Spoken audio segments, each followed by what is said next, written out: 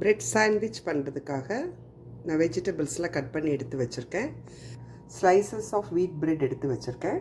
கொஞ்சம் சீஸ், ஒரு வெங்காயம் பொடியாக கட் பண்ணது, ஒரு ஹாஃப் தக்காளி கட் பண்ணது, கேரட் திருவினது, ஒரு ஹாஃப் குக்கும்பர் பொடியாக கட் பண்ணது, கொஞ்சம் கொத்தமல்லி இலை, chilli flakes, pepper powder and salt.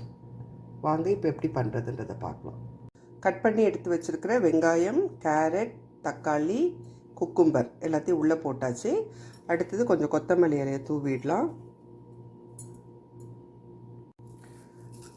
Chilli flakes கொஞ்சம் போட்டுடலாம். அடுத்தது கொஞ்சம் பிளாக் பெப்பர் போட்டுடுறேன். கொஞ்சம் சால்ட் போட்டுடுறோம்.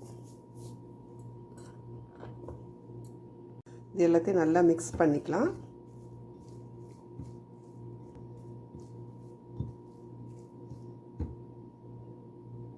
பிரெட்டில் அப்படியே ஸ்ப்ரெட் பண்ணிவிடுங்க.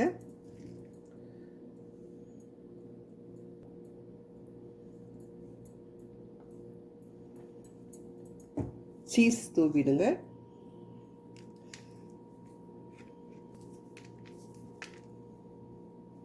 இன்னொரு பீஸ் பிரெட்டை வச்சிடலாம்.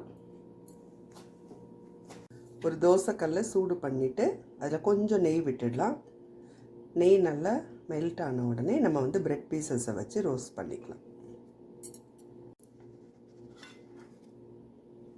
நல்லா ப்ரெஸ் பண்ணி விட்டுடுங்க. லைட்டாக நெய் போட்டுக்கலாம். ஒரு சைடு ரோஸ்ட் ஆன உடனே அடுத்த சைடு திருப்பி போட்டுக்கலாம். Sandwich ready. Bread sandwich ready. Potato சிப்ஸோடு வச்சு சாப்பிடுங்க, ரொம்ப டேஸ்ட்டாக இருக்கும்.